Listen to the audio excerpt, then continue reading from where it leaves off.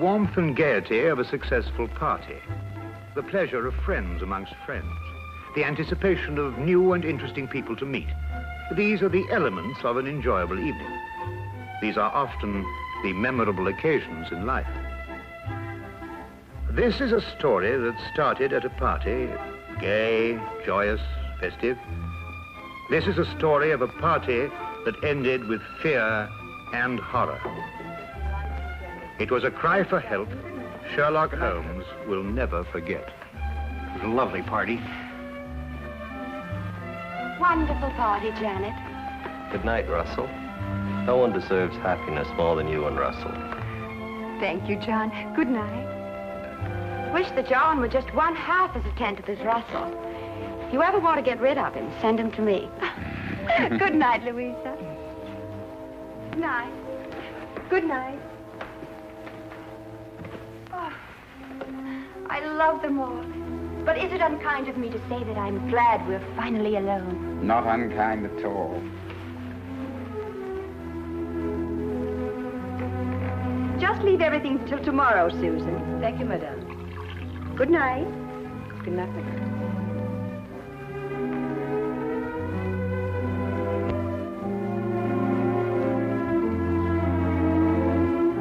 You've made me very happy this evening, darling. I really am the luckiest woman in the whole world. Our first anniversary. I wanted you to be happy this year. It couldn't be any other way with you. It might have been. Impossible. There may be a deep and dark side to my nature. Of course there is, darling. All interesting men have dark sides to their natures. Possibly even black. Oh, most certainly black. I'm a murderer. Of course you are. More than once. Innumerable times, I'm sure. 7 times. And are you going to murder 7 times again? Once again. Anyone I know? You? Oh, wonderful. And will you give me warning? I'm giving you warning. Will you kill me with kindness? No. Like this. Russell! Russell! Russell, you're hurting me. Russell. Russell, whatever came over you? I told you, my darling. Tomorrow, at exactly 9 o'clock, I will strangle you as I have strangled 7 before.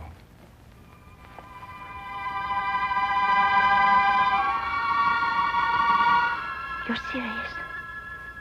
About the art of murder, I am always serious. I've used it as it suited my convenience. Death is my only true friend.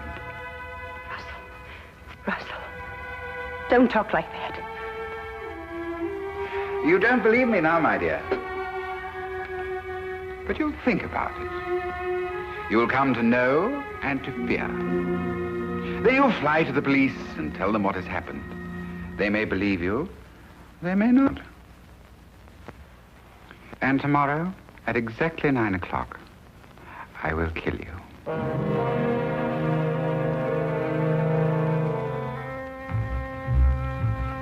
Good night, my dear.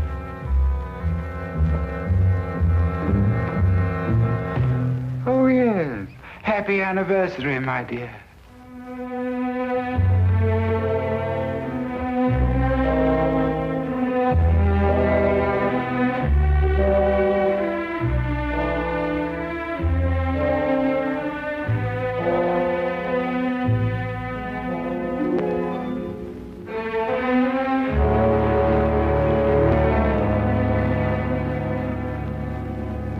Suppose you tell us the whole story as it happened. It might be easier that way. Of course. I'm Mrs. Russell Partridge. Your husband's the art collector? That's right. Ah, he's a wonderful man, your husband. I first had the pleasure of meeting him when we were guarding the French collection that came over. He's a wonderful man. Everyone says so. Yes. Now, Tell me what's troubling you, Mrs. Partridge. You can rest assured that for your own sake as well as your husband's, Scotland Yard will do everything it possibly can.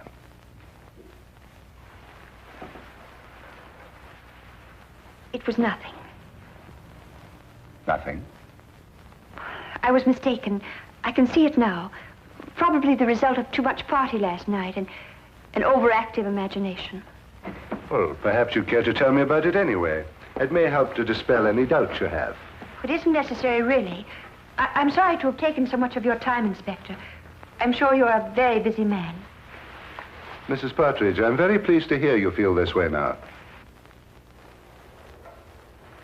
What do you mean? Your husband told me of the incident last night. He was afraid you wouldn't be able to overcome the delusion. My husband told you? Yes, he was here this morning. What did he tell you? Only that you were suddenly overcome by the idea that he intended to harm you. You're over that now, I see. My husband told you that?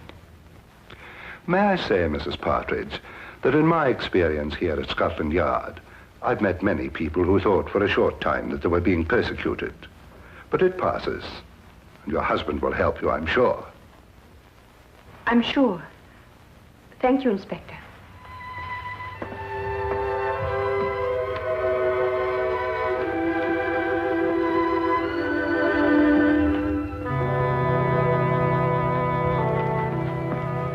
Well, what do you make of that, sir? Follow Wilkins. Very good, sir.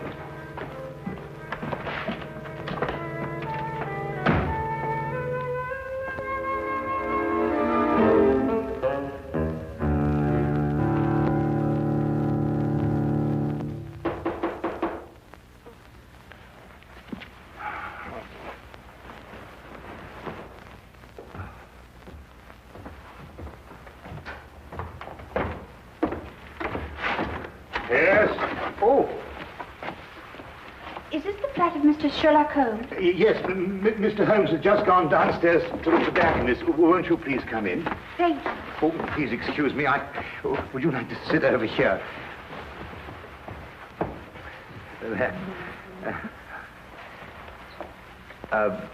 Would you care for anything? I have some fresh tea made. No, thank you. You say Mr. Holmes will be right back. Oh, yes. Oh, forgive me. I'm Dr. Watson. How do you do? I'm Mrs. Russell Partridge. Oh, your husband's the art collector? Yes. Oh, I met him not long ago. Wonderful man. Thank you. Of course, I'm not much an authority on art myself. I just like what I like, you know. But I understand he's one of our leading judges. Yes, that's true. Wonderful man. Interesting, too. Yes. I think perhaps I'd better leave. Oh. I was wrong to think that... What a beautiful day, Watson.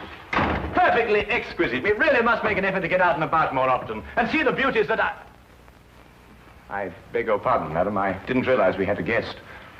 May I present Mr. Holmes? This is Mrs. Russell Partridge. Do forgive the exuberance of my entrance, madam. I'm delighted to meet you. Won't you sit down? I think that I realize the situation is a delicate one. How do you know? Because you didn't wish it to be known that you'd come here. So you left your carriage at the corner of the street and walked. You saw me? No, as a matter of fact, I didn't. But I observed that the hem of your skirt has picked up a certain amount of dust from the street. And though you undoubtedly came by carriage, because your shoes, which are extremely fashionable ones, were not meant for comfortable walking.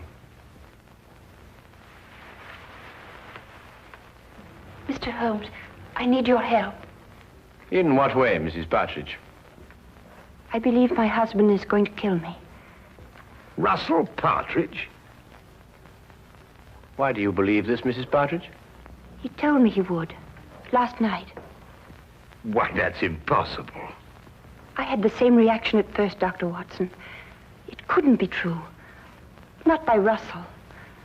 As everyone tells me, he's such a wonderful man. And when did he say he was going to do this? Tonight, at 9. And then he said something impossible, Mr. Holmes.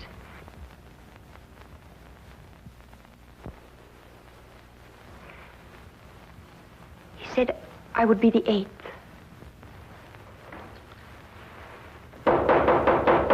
Excuse me.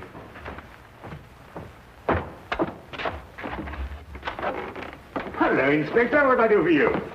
Hello, Dr. Watson. I want to speak to Mrs. Partridge. How do you know she's here? I had her followed from Scotland Yard. Oh, I see. I'm sorry to have to do this, Mrs. Partridge, but I was afraid you might still think you were in danger. I see now that you do. I'm sorry. But Lestrade, Mrs. Partridge has just told us that her husband is going to kill her tonight at 9 o'clock. Mr. Partridge came to the yard this morning to tell me that his wife was going to call on me. How did he know? He said you told him you were going to call. That's not true. I decided to do it this morning. It was 10 o'clock, I remember. Mrs. Partridge, at 10 o'clock, your husband was still sitting in my office. Mr. Holmes, I don't understand. I don't understand how Russell knew I would go to see Inspector Lestrade. I swear I never told him. Everything I told you is true, exactly as it happened.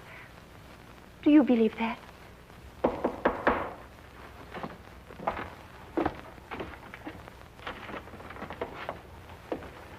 Excuse me. My name is Partridge. I believe my wife is here. Yes, indeed she is. Will you come in? Russell. I'm sorry I'm late, my dear. I was detained at the gallery. Are you ready to leave? How did you know I was here? How did I know you were here? Yes. How did you know? But you said you'd be here. You told me to meet you here. Have you forgotten?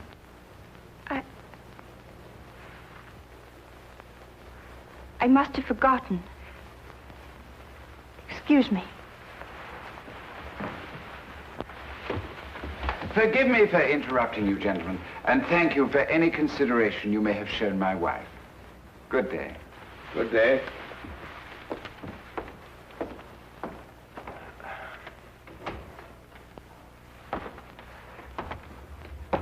Well, I'd say that young woman was heading for a complete nervous breakdown. I've seen these delusion cases before. A very interesting man, and a very distinctive one. When I went down to the tobacconist, I wondered why he was standing at the corner of the street, watching this flat so intently. And now I think I know why. Yes, indeed, a very, very interesting man.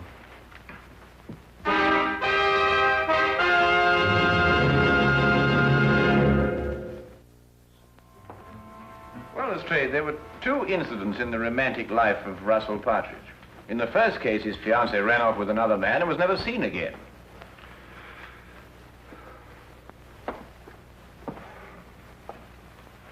She ran off with an American, didn't she?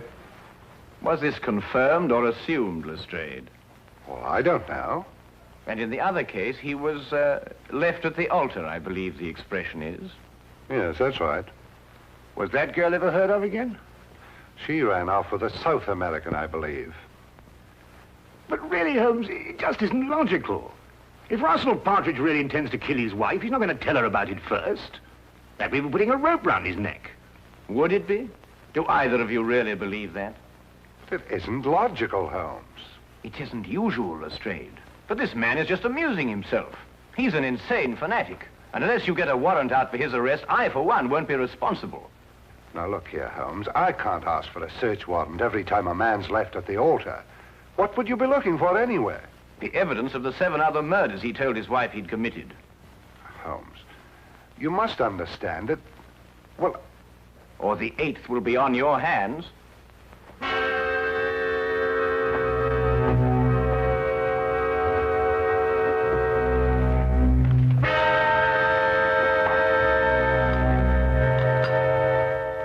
Going completely against his own judgment, Lestrade had the search warrant issued, and Scotland Yard entered the Partridge house and searched with the thoroughness and efficiency that only that organization was capable of. From basement to attic, no wall, no object was left without meticulous examination. Holmes directed the entire investigation. I have never seen him so intense, so insistent, and at the end, so completely frustrated. If Partridge was the criminal Holmes believed, there was no question he had won.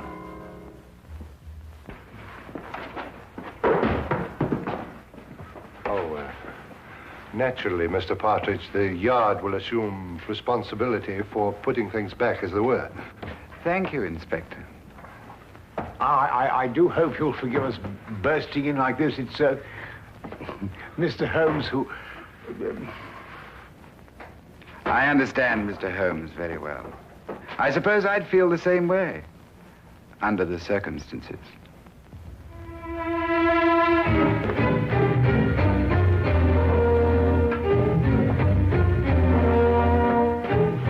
What time is it, Watson? A few minutes after 7, 5 minutes since you last asked me. It's there, Watson. It's there. I'll swear it's there. What's there? The evidence that Mrs. Partridge isn't lying, that her husband is a murderer. It's in that house somewhere. I'll swear it. But you've searched all over the house, Holmes. You've measured every inch of it. I know, Watson, but it is there. I've overlooked something. But unless I can find out what it is, that girl is going to be murdered in 2 hours. He said 9 o'clock. Even if he intends to murder the girl, he doesn't have to do it on schedule. But he does. That's part of his disease. That man works like a clock.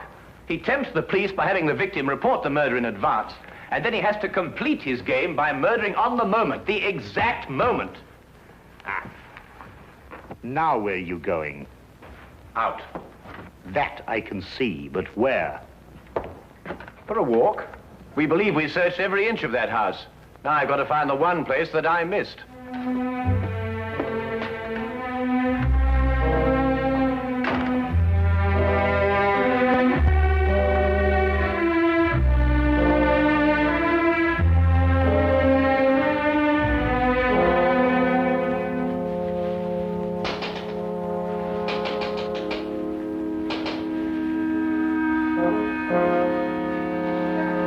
Mr. Holmes. Good evening, Mrs. Partridge.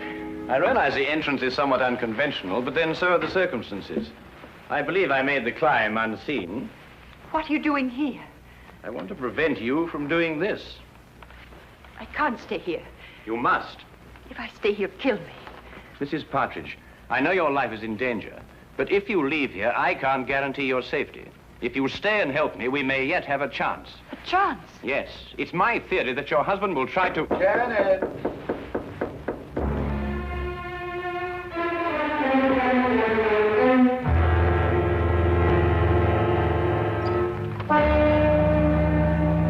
Hello, my dear. You were so quiet up here, I thought perhaps something was wrong. Are you planning a trip? No. Going out, perhaps? I was. Then I changed my mind. Why did you change your mind? Because I think you're lying. You're insane, Russell. But I don't believe you're dangerous. I shall stay here tonight and leave in the morning.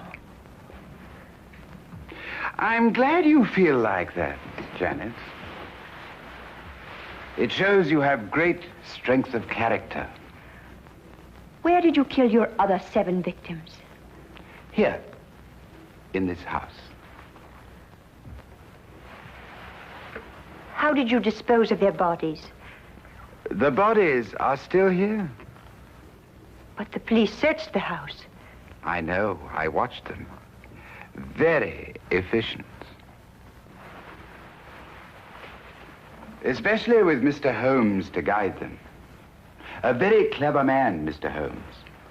It was a tremendous temptation not to tell him where to look. It's 8:45. You have 15 minutes. Why don't you run away?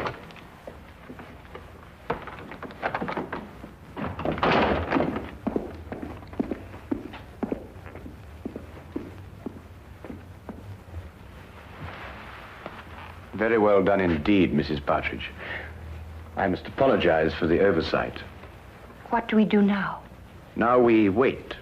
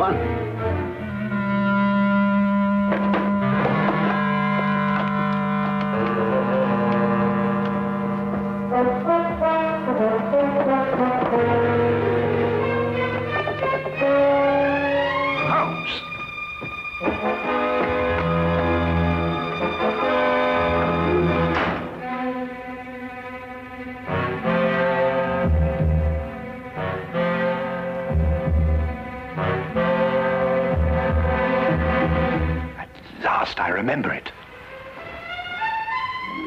What is it, Mr. Holmes? Oh, one place I forgot to look. I'm going to step outside now, and I want you to count up to 10, go to the head of the stairs, and then start slowly down. Will you do that for me? I'll try. Don't worry. I'll be there. 10 seconds, remember?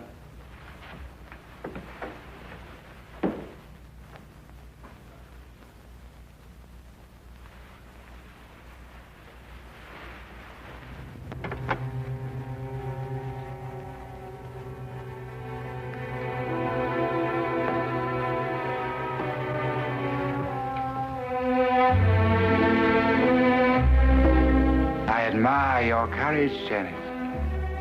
Aren't you afraid? No. I don't believe you. I think you are afraid. No, I'm not. The others were afraid. Don't take that last step. How did you get in? The important thing is that I'm here, and that your wife is safe. And because of your premature revelation of yourself, so am I. I'm sure it is not against the law of England to walk up the stairs in one's own house.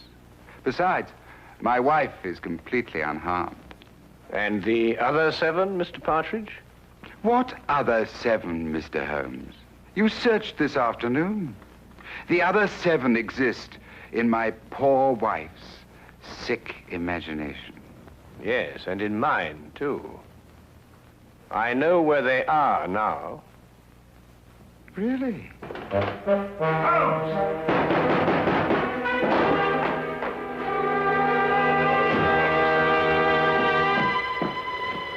What's happened? Get the poker from the fire, Watson. Poker? Yes, the poker.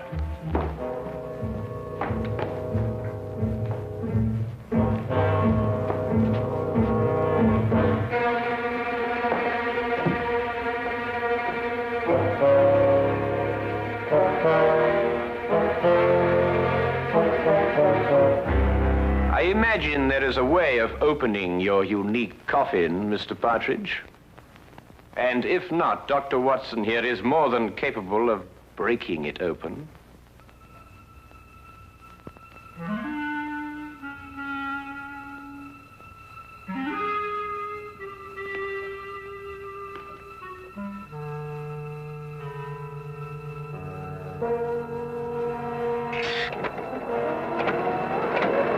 Oh, good Lord! The mortal remains of his 7 victims, Watson. Each step a coffin, and each coffin a monument to the most insane killer I have ever met.